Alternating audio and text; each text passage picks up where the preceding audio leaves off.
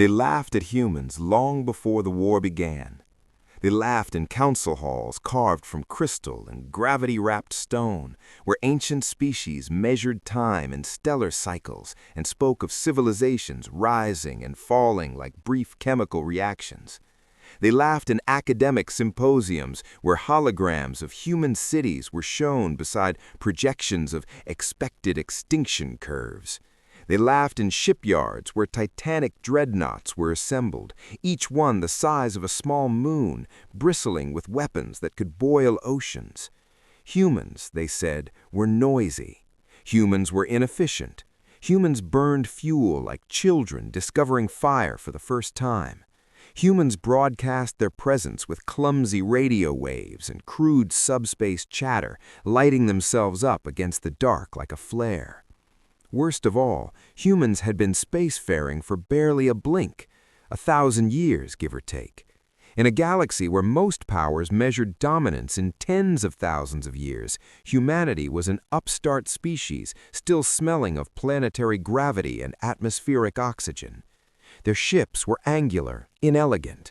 Their technology worked, yes, but it lacked refinement. No living hulls, no quantum-folded armaments, no ancestral war doctrines refined by millennia of conflict. So they laughed. The Orvalis Combine laughed the loudest. The Combine had never lost a war.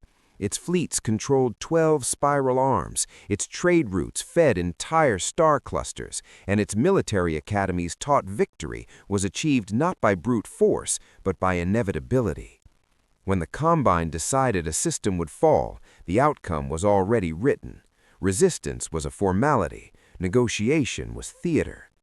When human expansion brushed the edges of Orvalis-controlled space, the response was predictable.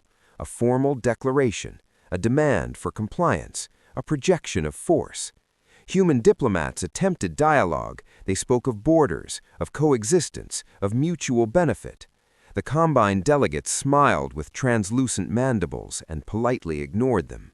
The laughter continued. The first battle was not even called a battle.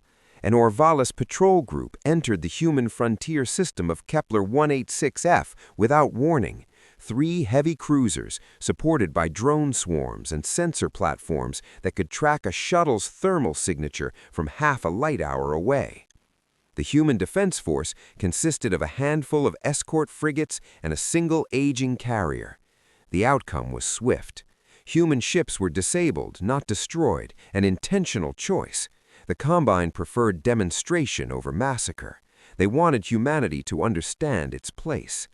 Sensors recorded human distress signals. Visual feeds showed human crews scrambling, shouting, working with frantic intensity. Orvalis commanders watched calmly, annotating tactical lessons for future cadets. "Observe," one said, "how they rely on direct engagement." Another noted, "Their electronic countermeasures are unsophisticated." A third concluded, "They will adapt, but adaptation requires time they do not possess." The system was seized. Human colonies were blockaded, trade halted. The Combine issued terms: surrender strategic autonomy, limit fleet expansion, accept Combine oversight. In return, humanity would be allowed to exist. The laughter echoed across subspace channels. Humanity did not immediately respond. That silence was interpreted as shock. Then the second phase began. The Combine advanced deeper, system by system. Each incursion followed the same pattern: overwhelming force, precise strikes, minimal losses.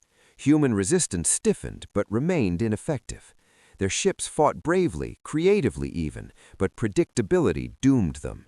Every tactic was analyzed, countered, neutralized. Observers across the galaxy tuned in. This was entertainment. An old empire swatting a young one aside. Commentators joked about how long it would take before Earth itself was blockaded. Betting markets opened. Cultural analysts debated whether humans would be absorbed as a client species or fractured into irrelevance. No one noticed what humans stopped doing. Human ships stopped broadcasting. Human fleets stopped assembling in visible formations. Human supply convoys began to vanish from known lanes, yet continued to appear where needed. Combine intelligence dismissed it as chaos. Disorganization under pressure, command and control breakdown, their analysts reported. They missed the pattern. Humans had learned early in their history that visibility was a liability. On Earth, before spaceflight, they had developed stealth not as an advantage, but as a necessity. To hide from predators, to hide from rivals, to hide from their own weapons. Stealth was not a technology to them, it was a mindset. While Combine fleets advanced, humanity retreated, not in panic, but in layers. Outer colonies were evacuated quietly, industrial assets were relocated, shipyards went dark, civilian traffic rerouted through obscure gravitational corridors. In the shadows, something else moved. Deep beyond the galactic plane, in a region long dismissed as navigationally unstable, a human facility had existed for decades without anyone noticing. It had no official name. Within human command, it was simply referred to as Black Dock. Black Dock did not build fleets. It built answers to questions no one was supposed to ask. What if the enemy sees everything?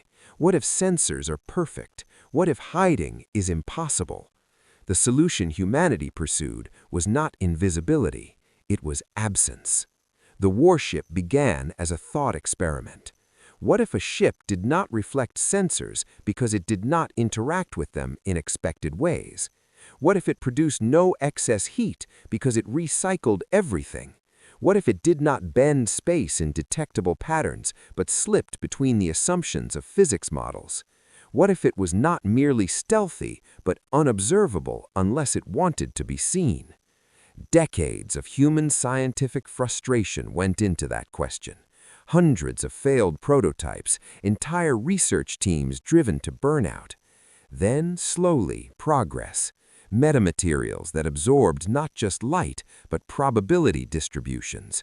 Thermal sinks that shunted heat into controlled micro-singularities and released it as neutrino noise, indistinguishable from cosmic background. Drive systems that did not tear subspace, but folded into higher dimensional eddies no one else monitored because no one else thought to look there. The Combine believed stealth meant hiding from sensors. Humans redefined stealth as never being where sensors looked.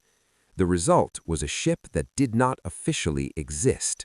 It had no transponder, no registry, no visible hull plating in the conventional sense. Its mass, when measured indirectly, fluctuated like a ghost. Its crew complement was small, not because humans lacked personnel, but because the ship was designed to operate without human oversight for long periods. Automation handled most functions. Human presence was reserved for judgment, improvisation, and the one thing machines still struggled with, knowing when not to act. They named it quietly, not with ceremony, just a word passed between engineers and commanders who understood what it meant. Spectre. Spectre was not humanity's largest ship. It was not its most heavily armed. It was its most patient. While the Combine celebrated another successful incursion, Spectre drifted through the outskirts of Orvalis-controlled space, mapping sensor nets from the inside. Combine detection arrays were masterpieces of engineering, layered, redundant, adaptive.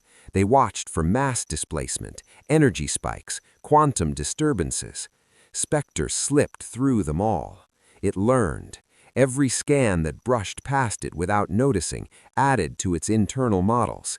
Every communication burst revealed fleet doctrines, response times, chain of command hierarchies. Spectre did not attack. Weeks passed, then months.